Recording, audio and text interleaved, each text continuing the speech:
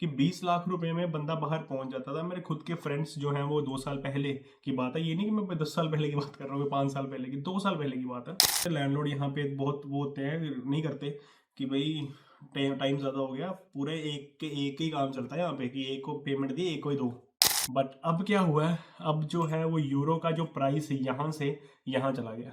तो मेरे घर के यार नीचे 2-3 रेस्टोरेंट्स हैं आगे जाके, अच्छे खासे चलते हैं, ये भी नहीं चलते नहीं है।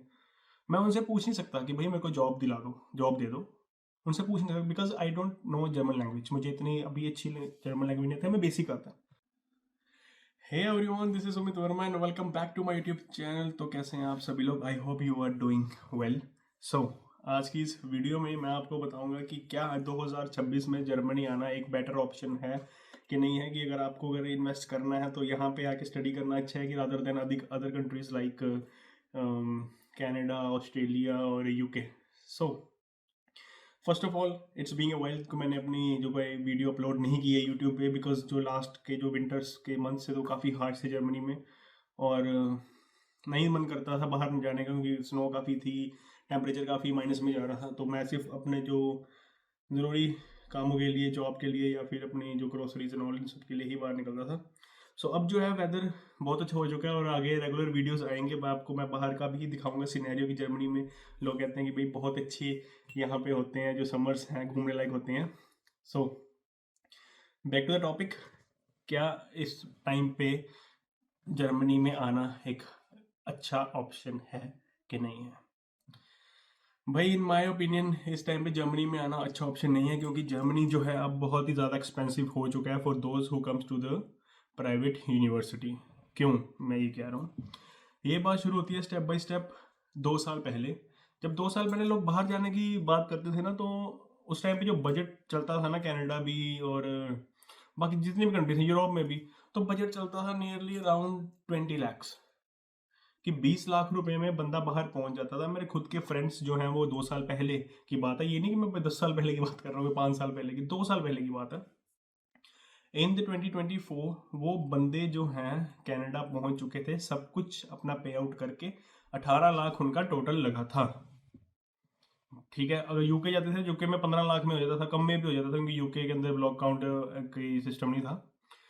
बट उस टाइम पे जो जर्मनी का भी जो था टाइम, वो भी इतने में ही आ जाता था, 20 के आसपास आप जर्मनी में आ जाते थे। बट अब क्या हुआ है, अब जो है वो यूरो का जो प्राइस है यहाँ से यहाँ चला गया। जब मैंने खुद की बात करता हूँ, जब मैं यहाँ पे आने की सोच रहा था तो उस टाइम पे तो यूरो का रेट था वो 75 था, कनाडा का 60 चल रहा था, और पाउंड भी लमसम इतना ही था। ठीक है, तो हमने जो कैलकुलेशन बिठाई थी कि इतनी फीस होगी, इतनी ये होगी, इतने लाख रुपए लगेंगे, तो उसके बाद जो है वो डॉक्यूमेंटेशन शुरू हुआ, प्रोसेसिंग शुरू हुई, पे सर्टिफिकेट एंड ऑल। तो 6-7 महीने, 6 महीने, आई थिंक 6 महीने के बाद ही जैसे ही मेरी फीस पे करने की, और ब्लॉक काउंट यहाँ पे रखते हैं एक अमाउंट ब्लॉक करके, उसकी जब पेमेंट की बारी आई, भाई वो जो था 75 से सीधा 90 चला गया, 75 से 90। तो जो कैलकुलेशंस पहले बिठा रखी थी कि 20 लगेगा, 20 का ज़्यादा हो गया। ठीक है, पहले तो ये चीज़ थी। अब क्या है, अब जो रेट है वो है 107 रुपये। कैन यू गाइज इमेजिन कि अब 107 रुपये का यूरो है। तो जैसे कि अगर आपने 12,000 ब्लॉक काउंट देना है, तो आपको एक मैं रफली बताता हूँ कि लेट सपोज अगर आपका 12,000 का ब्लॉक काउंट है, लेट सपोज का ब्लॉक काउंट इतना ही है, 12,000 को आप कर लो इंटू 107, तो इट वुड बी 13 lakhs। भाई 13 लाख रुपए आपके सिर्फ ब्लॉक काउंट के ही अंदर ही चले जाएंगे। देन उसके बाद है फीस। फीस का आपको पता ही है, हर किसी की अलग अलग फीस है। जो यहाँ पे फीस सिनेरियो है वो पर ईयर के हिसाब से 8 to 10,000 11,000 यूरो तक जाता है। हम बीच की एक फिगर निकाल लेते हैं, 9,000 यूरो लेट सपोज आपकी फीस है। 9,000 यूरो इंटू 107, 10 लाख ये हो गया। भाई अभी आपने कुछ नहीं काउंट किया बीच पे, ना कोई मिसलीनियंस है आपके, ना कोई इसमें आपका जो क्या कहते हैं उसको फ्लाइट की टिकट है, ना इसमें आपका जो आपने फर्स्ट मंथ जो रेंट देना है आके। ब्लॉक अकाउंट तो आपको बाद में एक्टिवेट होगा ना, जब आप सारा बैंक अकाउंट खुलाओगे यहाँ पे 1 मंथ के बाद ब्लॉक अकाउंट एक्टिवेट होगा। कई बार तब भी नहीं होता, फिर भी आपको खुद से पैसे देने पड़ते हैं। लैंडलॉर्ड यहाँ पे बहुत वो होते हैं, नहीं करते कि भाई टाइम ज़्यादा हो गया, पूरे एक ही काम चलता है यहाँ पे कि एक को पेमेंट दी, एक को ही दो। एक दो दिन ऊपर हो जाए तो भाई वो बोलते हैं कि भाई दे दो, हमने ये करना है, हमने वो करना है। सो अब 23 लाख तो आपको मैंने ये काउंट करवा दिए, ठीक है। देन उसके बाद अब आपके जो खुद के मिसलिनियस भी हैं, अगर ये 23 लाख उसके हैं जिस बंदे की 9,000 फीस है। अगर आप मास्टर्स करने आ रहे हो, अगर आप कहते हो कि मैं एक ही बार में फीस पे कर देता हूँ 12-13 हज़ार यूरो, तो आप लगा लो 25 लाख तो आपके उधर ही हो गए। फिर उसके बाद आपने अपने मिसलिनियस लेने हैं, अपने जो टिकट है फ्लाइट की वो बुक करवानी है। फ्लाइट की टिकट आप तब बुक करवाते हैं जब आपका वीज़ा आता है, तो 40-45 हज़ार तक की फ्लाइट की टिकट वो भी पड़ती है। बट कहने का मतलब ये है कि 25 to 30 lakhs अब आपका जर्मनी में लगेगा अगर आप यहाँ पे पढ़ने आते हो। 20 लाख के अंदर अंदर से चीज सीधी 27, 28, 30 लाख तक पहुंच चुकी है। सीधा सीधा 8-9 लाख का भाई फर्क जो है वो आ चुका है, मोटा मोटा। तो अब बात है कि भाई अब इस टाइम पे इतने पैसे लगा के आना यहाँ पे कोई सेंस बनाता है? भाई जब मेरे को यहाँ पे 6 महीने से ज़्यादा टाइम हो चुका है बर्लिन में, मेरे हिसाब से तो भाई कोई सेंस नहीं बनाता। क्योंकि आप देखो कि सबसे मेन बात है कि यहाँ पे हम लोग क्या करने आते हैं, being an international students, what is our main motive to be here, to earn money, right. So पहले ही आप लोग 30 लाख की इन्वेस्टमेंट कर रहे हो, ठीक है। चलो बंदा कहता है ठीक है 30 लाख की इन्वेस्टमेंट है भाई, 107 यूरो भी तो है, जल्दी कवर होगा। भाई वो तब कवर होगा जब आपको जॉब मिलेगी। तो जॉब के भाई यहाँ पे समझो कि किस्मत के भरोसे चल रही है जॉब बर्लिन में या ऑल ओवर जर्मनी में, not in Germany, like all over the Europe countries. हर किसी की अलग लैंग्वेज है। लैंग्वेज बैरियर जो है अब के टाइम पे भाई बहुत हाई पे चल रहा है। पहले था 2-3 साल पहले जब इनको काफ़ी शॉर्टेज थी आउटलेट्स के अंदर, कोई रेस्टोरेंट्स के अंदर शॉर्टेज इनको थी, तो वो विदाउट लैंग्वेज रख लेते थे। अब क्या हो चुका है, अब लैंग्वेज के बगैर तो वो भाई बात भी नहीं करेंगे। they don't even like to talk with you if you don't know German language. So आप यहाँ पे ऑलरेडी एक आइसोलेटेड जोन में चले चुके हो, जा चुके हो आइसोलेटेड जोन में, क्योंकि आप जर्मन्स के साथ इंटरेक्ट कर ही नहीं सकते। विच मीन्स कि आपका जो जॉब मार्केट है वो एक लिमिटेड अमाउंट ऑफ जॉब आपके पास जो है ऑप्शंस वो रह चुकी हैं, विच इज़ नॉट गुड। अगर लिमिटेड अमाउंट ऑफ आपके पास जॉब रह चुकी हैं तो आप उसके अंदर ही ऑब्वियसली अप्लाई करोगे। मैंने दूसरी जगह पे अप्लाई किया है भाई, इवन कि एक मैंने क्लीनिंग जॉब के लिए अप्लाई किया था जो ऑफिस के अंदर था, भाई वो B1 मांग रहे हैं। कैन यू इमेजिन कि मैंने वहाँ पे आके सफाई करनी थी और वो कहते हैं भाई B1 सर्टिफिकेट लेके आओ। सो ये सिनेरियो जो है अब जर्मनी में हो चुका है कि जॉब्स नहीं मिल रहे हैं, लिमिटेड अमाउंट ऑफ ऑप्शंस हैं, उसमें ऑलरेडी इंडियन स्टूडेंट्स भर पड़ा है, पुराना बंदा बैठा हुआ है, क्योंकि भाई वो अपनी फील्ड में जॉब ले ही नहीं पा रहे। लेट सपोज मैं हूँ, मैं एक डोमिनोज में लग गया, ठीक है, फुल टाइम पे मैंने मास्टर्स डिग्री अपनी की है, तो अब मेरा तो यही गोल है ना कि मैं अपने फील्ड के अंदर जॉब लूँ जाके आगे, ठीक है। बट द थिंग इज़ कि उनको जॉब मिल नहीं रही due to the language barrier कह लो, या फिर यहाँ पे भी रिसेशंस चल रही हैं, मतलब वॉर भी चल रही है, पीछे यूक्रेन की वॉर चलती रही है, अब यहाँ पे जो है ईरान की वॉर शुरू हो चुकी है। तो ड्यू टू रिसेशंस और काफ़ी कोई भी यार रीज़न कह लो आप लोग, कि वो बंदे वहाँ से छोड़ ही नहीं रहे क्योंकि उनको अलग जॉब मिल ही नहीं रही। तो जो इंटरनेशनल स्टूडेंट्स के लिए जॉब के ऑप्शंस थे वो ऑलरेडी फुल हो चुके हैं, तो फिर आप कहाँ जाओगे? तो ये यहाँ पे सिनेरियो इस टाइम पे चल रहा है। इसीलिए मैंने पहले कहा कि 30 लाख 28 लाख लगा के यहाँ पे आना 2026 में it's not a good option for you, until और अनलेस आपके पास अगर जर्मन अपना लैंग्वेज के गुड लेवल स्किल्स हैं। अगर आप इजीली, ऐसे मैं इस टाइम पे व्लॉग बना रहा हूँ, आराम से बात कर रहा हूँ, सारी चीज़ें डिलीवर कर रहा हूँ, अपने थॉट्स डिलीवर कर रहा हूँ, अगर आप भी ये चीज़ कर सकते हो यहाँ पे जर्मन लैंग्वेज में, then you have a lot of options, right. So उस टाइम पे आपको जॉब मिलने के काफ़ी हायर चांसेस हैं, बिकॉज यहाँ पे बहुत लोग हैं, लिमिटेड लोग हैं जिनको लैंग्वेज आती है, ठीक है। मोस्टली लोग यहाँ पे आए हैं अल्टरनेट के लिए, कनाडा वीज़ा नहीं मिला इधर आ गए, USA की रिफ्यूज़ल आ गई इधर आ गए, ऑस्ट्रेलिया की रिफ्यूज़ल आ गई, न्यूजीलैंड की रिफ्यूज़ल आ गई, तो इधर आ गए। सो लैंग्वेज का तो इनको सवाल ही नहीं था यहाँ पे कि भाई लैंग्वेज सीख के जाएंगे। रही बात अब कि दूसरी बात ये बहुत ज़्यादा एक्सपेंस हो चुका है जर्मनी, बहुत ज़्यादा एक्सपेंसिव हो चुका है भाई। 450 यहाँ पे एक नॉर्मल एवरेज रेंट चल रहा है for in the sharing room. Can imagine 40 मतलब कि 45,000 इंडियन रुपीज़ आपके सिर्फ रेंट और रेंट में जाएंगे। और पार्ट टाइम में आप अर्न कितना कर रहे हो 1,000 यूरोज़।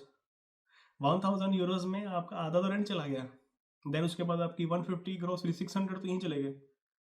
फिर उसके बाद आपकी बीवीजी की टिकट है, ठीक है। Then you have your phone bill also. और कभी आपको दिल कर जाता है कुछ खाने का, कुछ बाहर कॉफ़ी पीने का, कुछ स्पैगेटी एंड ऑल कुछ खाने का, तो भाई फिर आपके पास बचा गया। So after that how a person who came from India for 3 years of degree and उस 1 साल की फीस लेके आता है आगे, फिर उसने खुद से फीस पे करने, वो फीस पे कैसे करेगा? एक तो पहले जॉब नहीं है, ठीक है। एक जॉब मिल रही है उसकी अर्निंग इतनी है, फिर लोग कहते हैं भाई कैश में कर लेंगे ये वो। भाई यहाँ पे नहीं मिल रही जॉब्स। अगर आपको कैश में मिलेंगी वो बंदे कहेंगे फुल टाइम हमारे पास ही लगाओ। वो आपकी जो देसी ओनर्स होंगे वो लगाएंगे और आपको मुश्किल से 7 यूरो हाथ में पकड़ाएंगे। कई बंदे तो 7 भी नहीं पकड़ा रहे, कई बंदे कहते हैं भाई आप फुल टाइम जॉब करो आपको 1,500 यूरो दे देंगे। कैन यू इमेजिन कि अगर आप पार्ट टाइम जॉब करते हो, ठीक है, तो आपको 1,000 मिलेगा।